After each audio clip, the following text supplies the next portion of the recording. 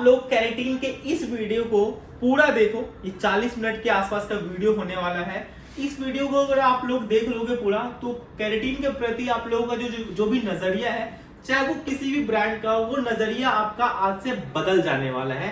Keratin को keratin की तरह कीजिए, कैरेटीन को स्मूथनिंग रिमॉन्डिंग की तरह मत लीजिए, नहीं तो वो नुकसान देगा ही देगा। देखो, जब भी हम लोग कैरेटीन ट्रीटमेंट की बात करते हैं, तो कैरेटीन नाम लेने से सबसे पहले माइंड में क्या आता है आप लोगों को? चलो मैं कोई ब्रांड नहीं बोल रहा, क्या आता है? किसी ब्रांड का पर्टिकुलर नाम आता होगा? जीके। जीके कब से आ रहा है? आप कितने साल से आप इस फील्ड में? 5 साल से। 5 साल से। आप कितने साल से हैं? 4 साल से। 4 साल से आप ये हैं। आपको पता है जीके ही क्यों आता है और कोई ब्रांड क्यों नहीं आता? आई थिंक कैरेटीन जीके सबसे पहले लॉन्च किया था। मतलब जब बात करते हैं कैरेटीन के जीके, तो ऐसा बोलते हैं ग्लोबल कैरेटीन, राइट? तो ऐसा जीके ही क्यों आता है और कोई ब्रांड है? बहुत सारे ब्रांड है, वो क्यों नहीं आता है? जबकि लाइक 20% लोगों का ये कंप्लेन आता है कि जीके जो है बाल को स्ट्रेट नहीं करता है, और उसके बाद वो जो आंख में है वो चुभता बहुत है। ना तो आईज में चुभेगा, ठीक है, स्ट्रेट भी बढ़िया करेगा। 50% चाहिए, 50% रिलैक्स कर देगा। बेसिकली केमिकल ट्रीटमेंट में स्मूथनिंग को छोड़ करके स्ट्रेट तो किसी वर्ड में है ही नहीं, चाहे वो नैनोप्लास्टिया हो या XYZ, जितने सारे ट्रीटमेंट हो, बोटॉक्स हो, जो भी चीज हो, स्ट्रेटनिंग वर्ड यूज ही नहीं करना है। ये होता है रिलैक्स, रिलैक्स करते हैं, फ्रीजीनेस को रिलैक्स करने का काम करते हैं, और थोड़ा सा डैमेज को ठीक करने का काम करते हैं। इंस्टेंट ट्रीटमेंट का काम करता है कैरेटीन, और उसी पर्पस से बनाया नहीं गया था उसको। जब किन्हीं का हेयर बहुत टूट रहा है, बहुत ज्यादा बाल डैमेज है, तो सडन इसको जो ट्रीटमेंट चाहिए, तो उसके लिए जीके को बनाया गया था कि भाई ये रिजल्ट देगा, और 3-4 महीने कम से कम क्लाइंट रिलैक्स रहेंगी, उसका जो हेयर है रिलैक्स रहेगा, और उसके बाद वो वहां से कुछ भी ट्रीटमेंट ले सकते हैं ताकि वो धीरे धीरे हेयर को पैम्पर करें। बट हम हेयर स्टाइलिस्ट ने क्या किया? इसको बदनाम कर दिया। हेयर स्पा करना है, कैरेटीन कर दो। फ्रीजीनेस है, कैरेटीन कर दो। हेयर कराने आई है क्लाइंट, थोड़ा सा ड्राइनेस दिख रहा है, कैरेटीन कर दो। स्प्लिट एंड्स आ गया है, कैरेटीन कर दो। स्ट्रेटनिंग लुक चाहिए, कैरेटीन कर दो। कुछ नहीं चाहिए, कैरेटीन कर दो। ये हम लोगों ने क्या किया? इसको बदनाम कर दिया। मैं यहाँ पे सिर्फ जीके कैरेटीन की बात नहीं कर रहा हूँ, और भी बहुत अच्छे से ब्रांड है, उसकी भी बात कर रहा हूँ, लेकिन ये बहुत खास है। ये पहला कैरेटीन ऐसा है जो प्लांट बेस्ड नहीं है। ऑस्ट्रेलिया, नीदरलैंड में सीप आते हैं, उसके स्ट्रैक्ट को यूज किया जाता है। उसमें एक टेक्नोलॉजी को डेवलप किया गया है, एंटी एजिंग फॉर्मूला, जिसको क्या बोलते हैं? जो वैक्सीन ट्रीटमेंट। अच्छा, एंटी एजिंग जैसे ही हम लोग बात करते हैं, तो एंटी एजिंग से क्या मतलब होता है? अगर मैं फेशियल की बात कर लूं एंटी एजिंग में, तो होते ना कि झुर्रियां आ गई है, थोड़ा सा स्किन को यंग दिखाने का, तो क्या वो पूरे आदमी को यंग कर देगा? नहीं ना। तो ऐसे ही ये सिर्फ फ्रीजीनेस को ठीक करेगा, डैमेज को रिपेयर करेगा, लेकिन इसका मतलब ये नहीं कि हेयर को पूरा नया कर देगा, हेयर को पूरा फ्लैटन करके स्ट्रेट कर देगा। ये बिल्कुल नहीं करेगा। इसको आज हम लोग कुछ अलग तरीके से समझेंगे। इसमें कुछ और भी चीज को ऐड किया जाता है, जो आपके कैरेटीन के रिजल्ट को और इंप्रूव करेगा, क्लाइंट को और आपके तरफ अट्रैक्ट करेगा। जो इसका ट्रस्ट बना हुआ है क्लाइंट के साथ, वो ट्रस्ट आप और अच्छे से बिल्ड कर पाओगे। 3 सेक्शंस में मैं इसको एक्सप्लेन करने वाला हूँ। इसमें मैं अलग से क्या मिक्स करता हूँ, जो सीक्रेट फॉर्मूला है इसका, जो लोग यूज करते हैं, और 80% लोगों को नहीं पता है कि कैरेटीन में क्या यूज किया जाता है, और उसका जो टेक्निक है, एप्लीकेशन जो क्या है, ड्राइड कैसे करना चाहिए ताकि आंखों में इरिटेशन ना हो, A to Z इंफॉर्मेशन दूंगा मैं आप लोगों को, ठीक है? तो पहले जो है अपने क्लाइंट का जो है हिस्ट्री समझ लेते हैं।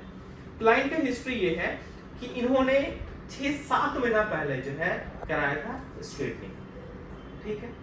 क्या स्ट्रेटनिंग और कैरेटीन सेम डे करना चाहिए? क्यों नहीं करना चाहिए? Back to back chemical treatment हो जाता है। चलिए, back to back chemical treatment हो जाता है। एक और लॉजिक देता हूं आपको।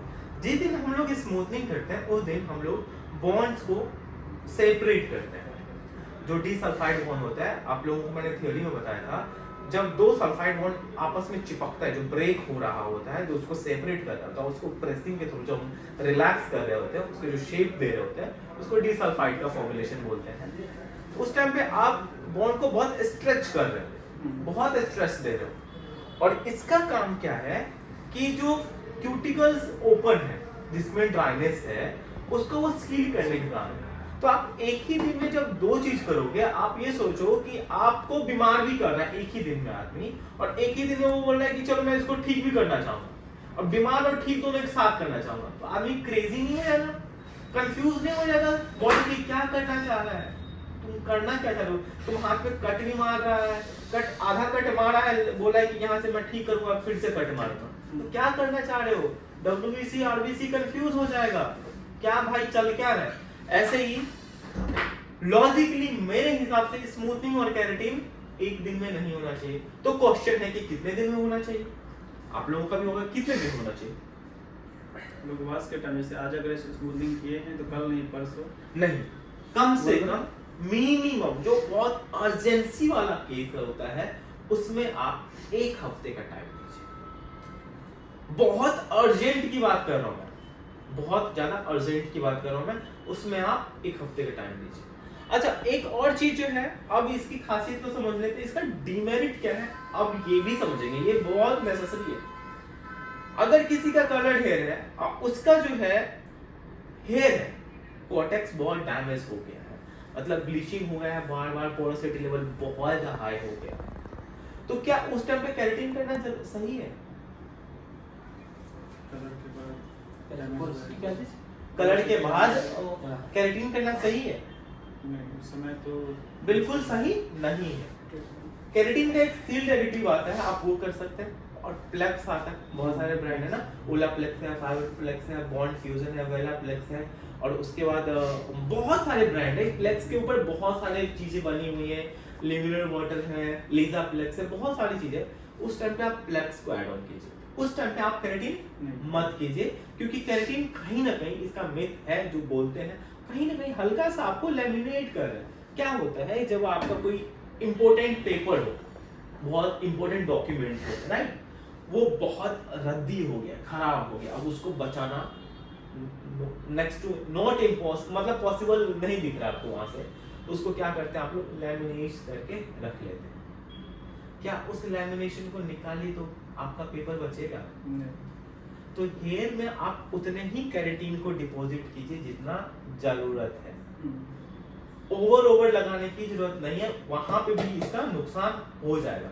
अगर हेयर कम फ्रीजी है, मिड टू एंड फ्रीजी है, और ऊपर वाला हेयर फ्रीजी नहीं है, तो वहां पे एप्लीकेशन मत कीजिए, वो ठीक है, उसको ठीक रहने दीजिए। मेनली तो गेम इसका पीएच लेवल का है ना, हेयर अगर ड्राई हो रहा है तो अल्कलीन की तरफ जा रहे हैं, और मॉइस्चर आ रहा है तो एसिडिक की तरफ जा रहा है, तो ये तो एसिडिक है, इसका 2 to 3 pH के आसपास रहता है, 3.5 pH के आसपास रहता है। अच्छा, एक क्वेश्चन मेरा ये है, आप लोगों से भी क्वेश्चन ये है कि हेल्दी हेयर का एक्चुअल pH क्या होना चाहिए?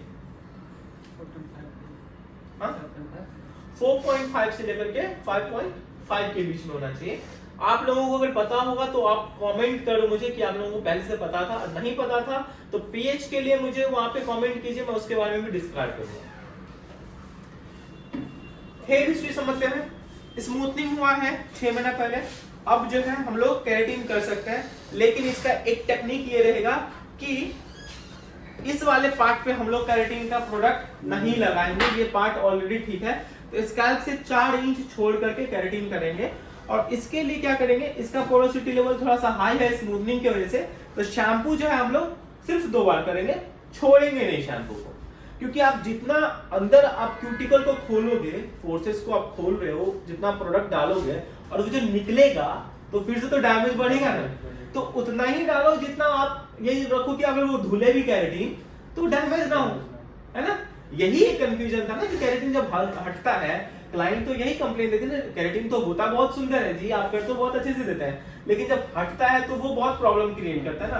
तो आप एक्चुअल में केराटिन उतना ही दो ताकि वो हटने के बाद भी हेयर को ड्राइनेस ना दे, क्लाइंट का ये कंप्लेन आए ही ना। तो चलो केराटिन को हम लोग एक अलग तरीके से, उसको एक अलग नजरिया दे करके keratin treatment A to Z करते हैं, ठीक है। चलो अभी केराटिन करते हैं, केराटिन करने से पहले हम लोग प्री शैम्पू करते हैं। उस प्री शैम्पू का पीएच जो होता है बहुत ज्यादा हाई होता है कंपैरेटिवली अदर शैम्पू से।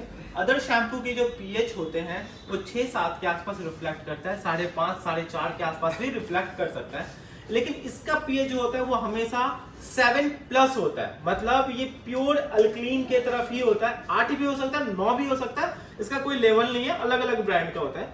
तो इस शैम्पू को केराटिन ट्रीटमेंट करने से पहले जो प्री शैम्पू होता है उसको आप स्कैल्प पे नहीं रख देंगे, क्योंकि हम लोगों ने अभी क्या डिसाइड किया था कि स्कैल्प के इस पार्ट को, हेयर के इस पार्ट को हम लोग केराटिन नहीं कर रहे हैं, तो इसको स्कैल्प पे ज्यादा नहीं रखेंगे, बस जेंटल अप्लाई करेंगे ताकि स्कैल्प क्लीन हो जाए। उस वहां के पोर्सेस को खोलना नहीं, बस हेयर के क्यूटिकल को थोड़ा सा ओपन करना है। तो 2 बार शैम्पू करेंगे लेंथ पे, ठीक है। शैम्पू कर लिया, क्लीन अच्छे से कर लिया, क्योंकि शैम्पू का यहाँ पे क्लीनिंग होना बहुत जरूरी है। जो शैम्पू के फॉर्म है उसको अगर अच्छे से नहीं निकालिएगा तो 2 दिन क्रीम रहने वाला है। अब शैम्पू नहीं होने वाला है 2 दिन तक, 48 आवर्स तक से लेकर के कम से कम 58 आवर्स, 70, 60 आवर्स तक तो इनके बाल धुलेंगे नहीं हम।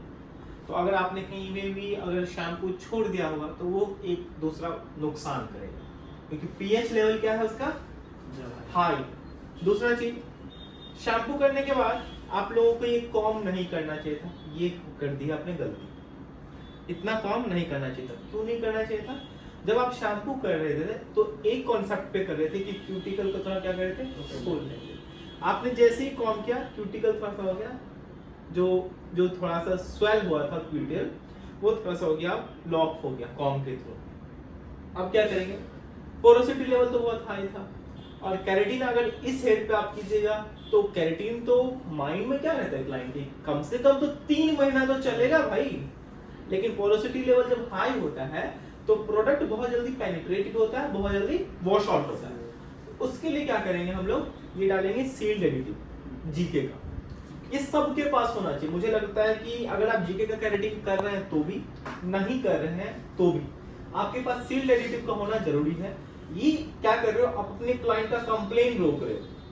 अगर कहीं से मान लेते हैं कि किसी सैलून में क्लाइंट ने केराटिन कराया है, उसका 2 महीना चला और आपके पास वो आई केराटिन कराने के लिए, और आपने उसमें सील्ड एडिटिव मिक्स कर दिया और उसका केराटिन 3 महीने, 3.5 महीने, 4 महीना चल गया, तो आपके लिए तो बेस्ट हो गया ना। हाँ? दूसरा चीज, जो केराटिन की वजह से जो आईज में इरिटेशन होता है, जो आंखें जलती हैं, इससे इसका जलन कम हो जाएगा। जो आंखों में इरिटेशन होता है ना, वो कम हो जाएगा।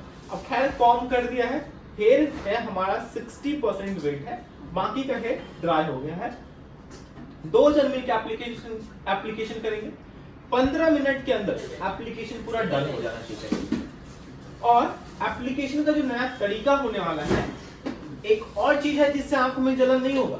दूसरा, बैक से पूरा एप्लीकेशन करेंगे, पूरा का पूरा एप्लीकेशन बैक से करेंगे। एंड हम लोग क्या करते हैं, यहाँ पे जब रेडियल सेक्शन निकालते हैं तो यहाँ से अप्लाई करते हैं ना, गलत है, पूरा गलत है। अगर आंखों में किसी को चुभ रहा है और यहाँ पे अप्लाई करोगे तो वो और चुभेगा। अब क्या करेंगे हम लोग, एक नया टेक्निक है, अब सारे एप्लीकेशन को बैक में लेंगे, यहां से ब्रश से डैप डैप डैप डैप किया और सबको बैक में पीछे खड़े होकर के एप्लीकेशन करेंगे, तो उसका जो स्मेल है वो आईज तक नहीं जाएगा, नोज तक कम जाएगा, तो वो इरिटेशन कम हो जाएगा। और दूसरा तो ये इसको डाइल्यूट कर चुका है, वो तो अलग बात है। पहले आप लोग एप्लीकेशन कर लो। आइनिंग और ब्लो ड्राई का भी ना एक अलग ट्रिक है, उससे भी स्मोक ज्यादा होता है ना, तो बाकी के आपके बगल में जो क्लाइंट बैठे हैं उसको इरिटेशन होता है, आपको इरिटेशन होता है, फ्यूम की दिक्कत होती है, क्लाइंट को भी दिक्कत होता है, वो फ्यूम भी कम कर दूंगा मैं। पहले अप्लाई कर लो फ्यूम, ब्लो ड्राई और आइनिंग, और 2 दिन कैसे प्रेजेंट करना है क्लाइंट को, रखना कैसे, वो भी। ये 3 चीज मैं अपकमिंग से देखिए। नॉर्मली केराटिन करने में जो है 30 to 35 ml बहुत है, इनफ है। अगर आपका वेस्ट लेंथ भी है ना तो भी इनफ है, केराटिन इतना क्वांटिटी में हो जाना चाहिए। एंड जब 30 to 35 ml आप केराटिन लेते हो तो इसमें एक कैप लगा होता है, इसी कैप के हेल्प से आप एक कैप जो है बस इतना आप इसमें डाल सकते हो। इससे क्या होगा कि आपका जो केराटिन का क्रीम है वो स्प्रेड भी ज्यादा होगा, और वही बार बार जो मैं रिपीट कर रहा हूँ आप लोगों को, आई में इरिटेशन में होगा। केराटिन का एप्लीकेशन सेम वैसे ही है, डैप डैप करके इमल्सिफिकेशन करना, उसमें कोई नया तरीका नहीं है, तो इस पार्ट को मैं स्किप कर दे रहा हूँ। एंड वीडियोस पसंद आ रहे हैं तो प्लीज आप चैनल को सब्सक्राइब कीजिए, क्योंकि बहुत मेहनत लगती है वीडियोस बनाने में, उसको अपलोड करने में, उसको एडिट करने में, उसको आप लोगों तक डिलीवर करने में। बस मैं उसके बदले में आप लोगों से एक चीज मांगता हूँ कि अपने दोस्तों के साथ शेयर कीजिए जिनको इसकी जरूरत है। यही एक टेक्निक है जिसके वजह से जो है आईज में इरिटेशन नहीं होगा, क्योंकि सारा का सारा एप्लीकेशन जो है वो बैकवर्ड में हो रहा है, पीछे की तरफ हो रहा है, जिसके वजह से जो है प्रोडक्ट का जो स्मेल है, जो फ्रेग्रेंस है, वो नोज एंड आईज तक पहुंचने में टाइम लग रहा है। और उसका जो गैप है, देख रहे हैं यहाँ का जो सेक्शन है, उसको बैकवर्ड में अप्लाई करें, उसकी वजह से नोज और आईज में इरिटेशन नहीं होता है। आप लोग भी इसी टेक्निक को यूज कीजिए, कहीं भी कोई प्रॉब्लम नहीं होएगा। एप्लीकेशन करने के बाद 30 मिनट हो चुके हैं। यहाँ पे जो है पहले जो सेक्शन किया गया है, देखिए कैसे किया गया है, मोड़ करके एकदम टक नहीं किया गया है, उसको राउंड करके एकदम टक कर दिया। इससे क्या होगा, पैच नहीं आएगा, बैंड नहीं आएगा। उसके बाद जो हेयर ड्राई किया जाएगा यहाँ पे, उसको कुछ ऐसे किया जाएगा कि वो आंख में चुभेगा ही नहीं, लगेगा ही नहीं। हेयर को पीछे लीजिए और पूरे हेयर को जो है कूल ड्राई से आगे वाले पार्ट को सुखा देंगे, ताकि जब ब्लो ड्राई कर रहे हैं तो उसका स्मोक या फ्यूम जो है नोज या आईज पे नहीं जाएगा। तो पहले आप फ्रंट के हेयर को ड्राई कर लीजिए, उसके बाद पूरे हेयर को मीडियम टेम्परेचर पे ब्लो ड्राई कर लीजिए विद पैडल ब्रश या राउंड ब्रश, जैसे आप लोग कंफर्टेबल हो। उसके बाद आइनिंग करेंगे। तो मिलते हैं आइनिंग वाले सेक्शंस में।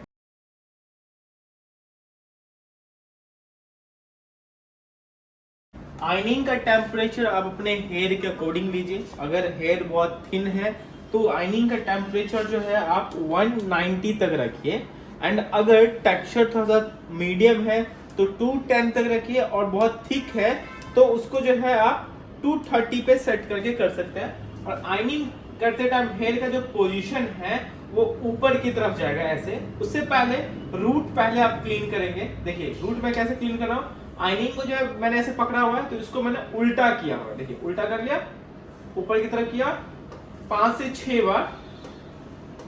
देन उसके बाद जो है हेयर का स्ट्रोक, देखिए मैंने कॉम्ब को डाला और उसके बाद देखिए ऊपर खींच रहा हूं, हेयर को मैं ऊपर डायरेक्शन में ले जा रहा हूं। इससे पैच नहीं आएगा, बैंड नहीं आएगा। देखिए ऐसे 1 2 3 4 5 बार हो गया है, तो 6 और 7 बार में पूरे को अच्छे से फिनिश कर लेना है। ऐसे हो गया।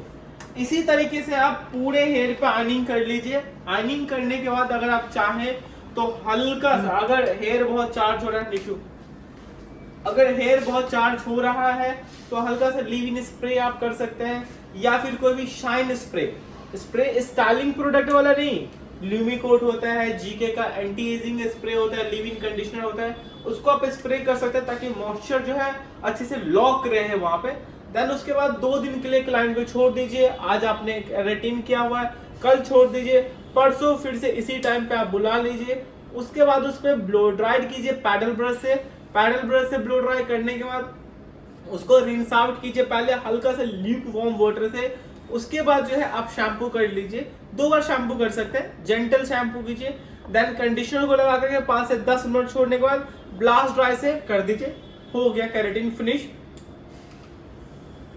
क्लाइंट के पास अगर ऑलरेडी सल्फेट फ्री या पैराबेन फ्री प्रोडक्ट है तो आप मत दीजिए, अगर नहीं है तो आप जीके का उनको शैम्पू जो है स्कैल्प एनालाइज करने के बाद ही दीजिए। अगर स्कैल्प बहुत ज्यादा ऑयली है तो आप बैलेंस दीजिए, अगर बहुत ज्यादा नॉर्मल ड्राई है तो मॉइस्चराइजिंग का शैम्पू कंडीशनर एंड उसका लिव इन स्प्रे दे सकते हैं। और अगर क्लाइंट कोई सेरम कैरी कर रही है तो ठीक है, नहीं तो आप फिर जीके का सेरम दे सकते हैं।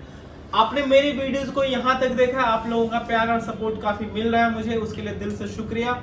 आप लोगों ने जितना प्यार दिखाया पिछले 2 महीने में, ये एक्सपेक्टेशन से परे था, उसके लिए फिर से अगेन शुक्रिया। आपने अगर यहाँ तक देखा है वीडियो को तो प्लीज चैनल को सब्सक्राइब कीजिए। Thank you. ये जो मैजिक है आपको जो हेयर में दिख रहा है, ये सील्ड एडिटिव का कमाल है। तो आप लोग सील्ड एडिटिव को जरूर ट्राई कीजिए केराटिन अगर कर रहे हैं जीके से। तो एक तो आपका जो फ्यूम, मैं बार बार रिपीट कर रहा हूं कि वो फ्यूमिंग नहीं होगी एंड ज्यादा स्मोक नहीं होगा।